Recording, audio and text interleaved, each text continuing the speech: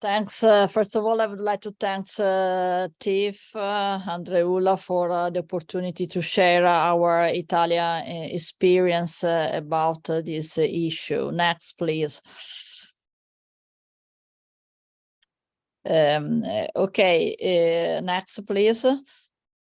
Okay, when we started with our Italian network in 2005, we knew well that cardiac complications were the main cause of morbidity and mortality in our thalassemia population, and we knew well also that cirrhosis, diabetes could have a negative impact in the prognosis of our patients.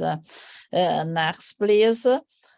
And next, okay, another one, perfect. And the clinical scenario was exciting because two oral iron chelator were admitted in the clinical arena, but we had the drugs, but we didn't have the possibility to quantify iron. So as we know well, T2 star represented the first method in order to quantify iron. And when we started in Italy, there was a strong imbalance between the need for quantifying iron and the viability of standardized MRI centers. So next, please. Next, the next one. We try to build a network from standardized MRI centers and thalassemia centers in order to give the opportunity to our patients to quantify iron. I perfectly agree with Andre, the comment of Andre Ula. If the problem is to standardize the measurement, and in our network, MRI and thalassemia centers were linked in a central web-based database in order to share clinical and instrumental data and to have evidence. In order to improve the clinical practice, is extremely important to do also research in order to have new evidence. So next, please.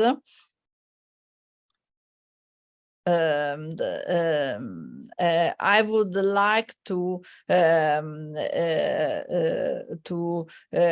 give the background of the Myoto network using the words of John Wood and Vasily Berdukas. Myoto in Italy has created a network of standardized center in order to quantify iron, and this network is extremely powerful in order to have evidence also about chelation therapy. Today in this network we have more than 2,500 patients. Next, please. And the first step was the validation. So it's not easy to quantify iron using the T2 star, but if we do training and if we standardize the center, it's possible and it's easy.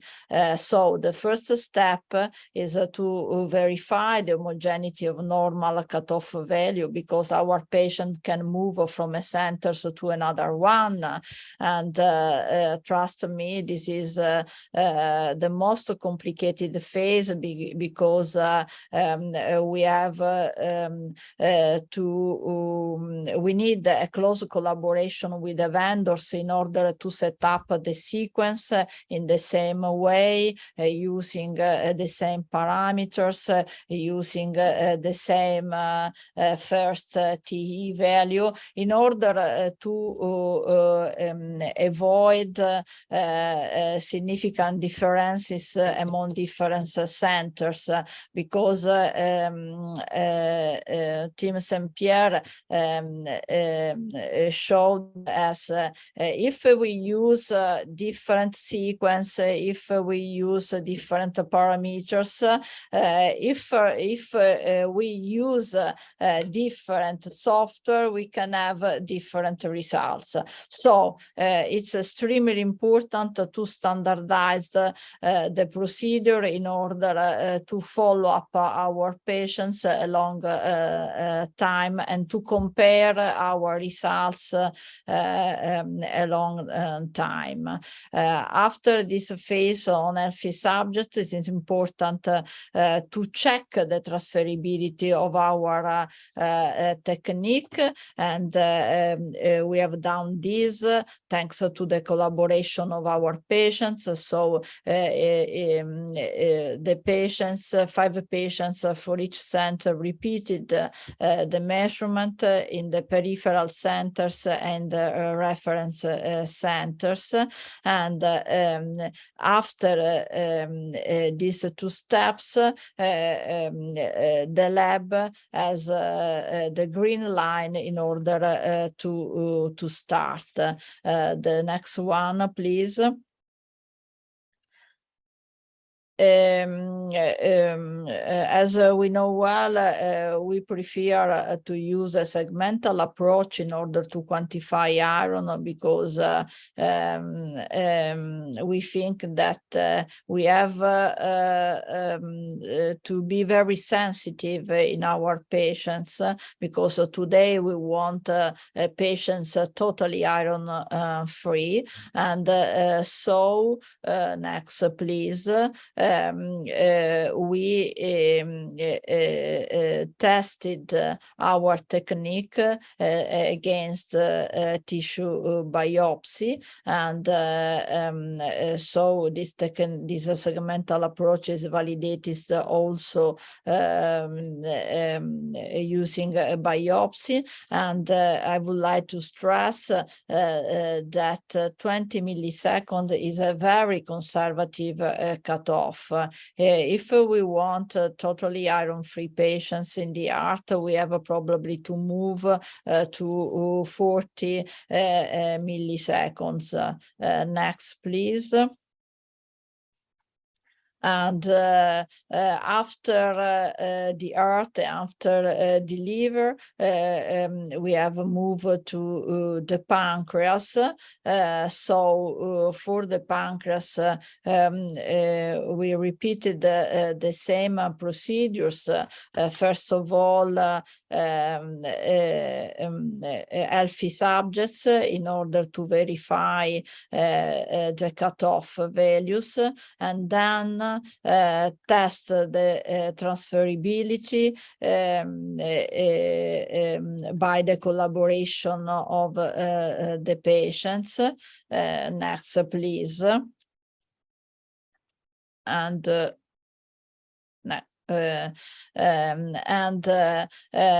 by this way the network was ready. When we started, we had in Italy more than 30% of our patients with iron in the heart, and in Italy we are lucky because the patients have the opportunity to have a good health system, so transfusion and chelators are available for all patients.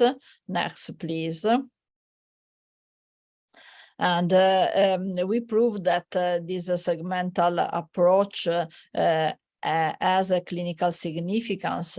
In fact, if you have an homogeneous iron burden, you have a significantly higher risk of heart dysfunction, heart failure, liver iron overload.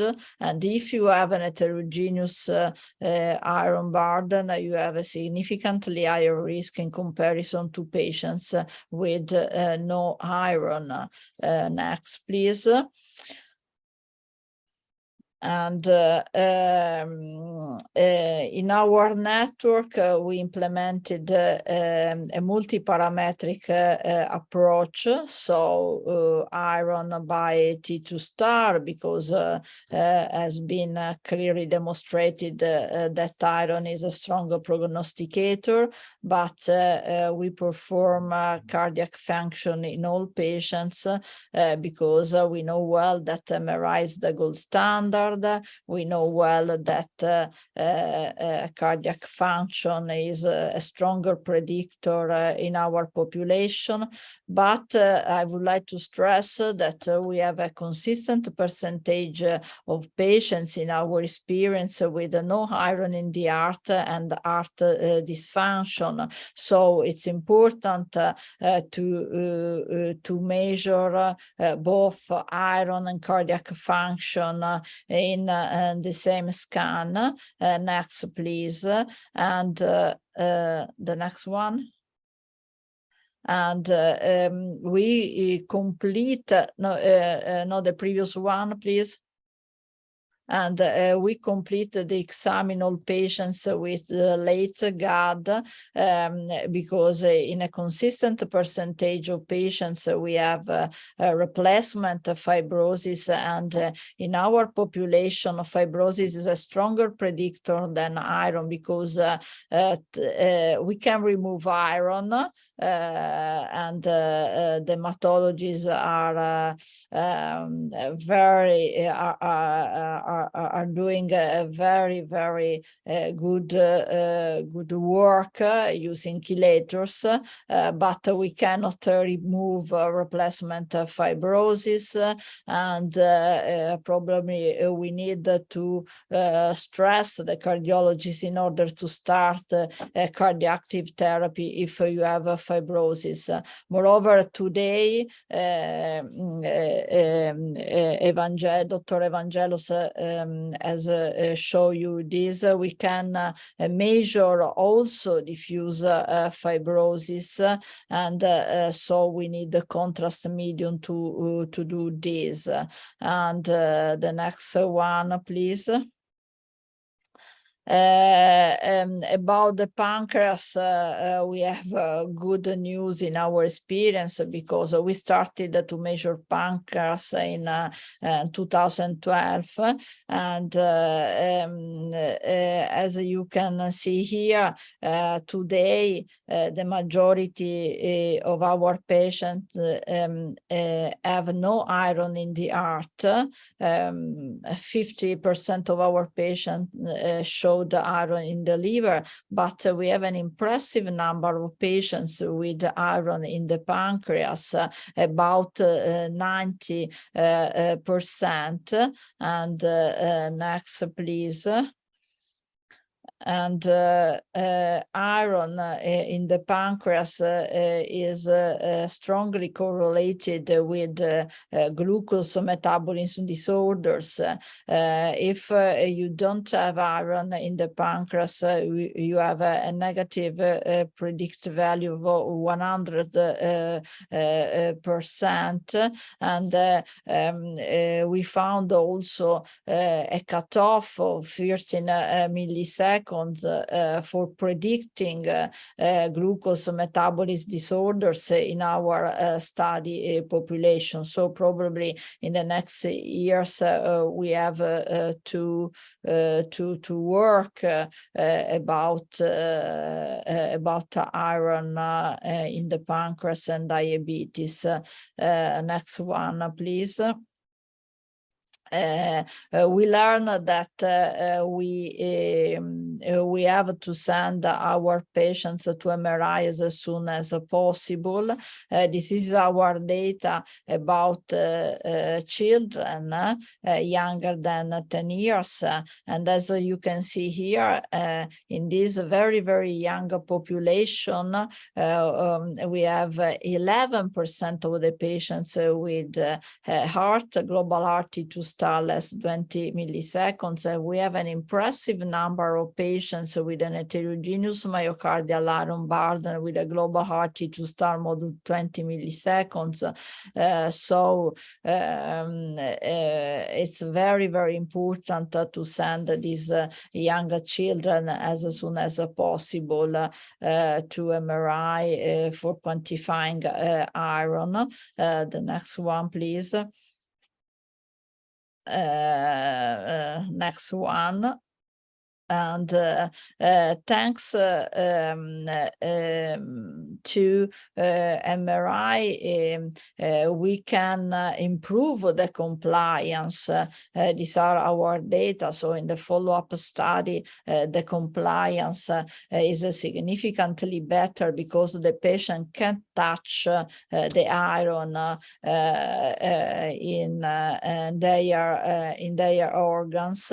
And the next one, please. In our experience, more than 70% of our patients change the chelation therapy based on MRI, based on the report of MRI. In fact, the changes in the chelation therapy are more frequent in patients with heart iron or liver iron. The next one, please.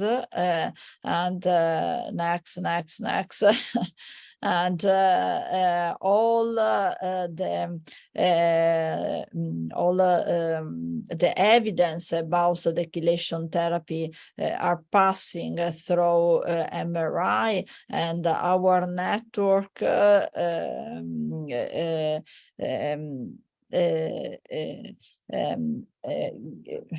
thanks to the Myoto network, we have the first evidence about the comparison of the three chelators together.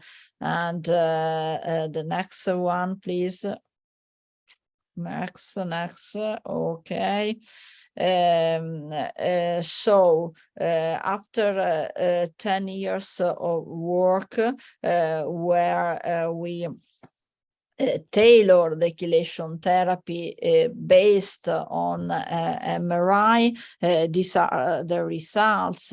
We had a significant reduction of myocardial iron burden between baseline and last MRI in the Myoto network.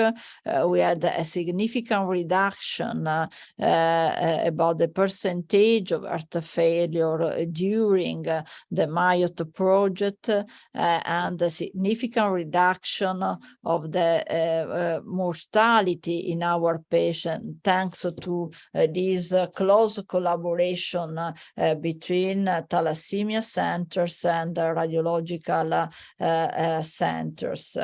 The next one, please. Probably the future will be to introduce in all centers also the Tijuana mapping. As you can see here in the pink color, you can see that Tijuana is less specific for iron because Tijuana is sensitive also to diffuse fibrosis, but T1 is more sensitive than T2 star purple points. Probably is more sensitive to ferritin. Next one. T1 in this setting seems to correlate to to cardiac complication. These are not prospective data, these are cross-sectional data. We hope to confirm this data also in prospective studies. The next one, please. Okay, T2 study, it's not easy, but it's if you do training, if you standardize the centers, it's easy. T1 is a more complicated procedure. The big problem is the transferability among different centers, different vendors. So we are working about the issue, but in my opinion, not only my opinion, it's more complicated than the transferability of T2 star. The next one, please. In our experience, cooperative network among healthcare providers in rare disease are recommended for changing the clinical practice, for improving the outcome, and in order to have data for development, artificial intelligence, Team Saint-Pierre as I show you data about the FairyScan, but we can have artificial intelligence also about T2 star. We have the data, we have the image, and obviously it's recommended to implement artificial intelligence in our clinical practice. It's important to have open and democratic systems, so no closed system, and the TIF can have a significant role in order to have open and democratic systems. It's important to give an health service to the patients, to the clinician, and to put the patients at the centers of our work every day. The next one, please. Thank you for your attention, and thanks again for the opportunity to share our experience.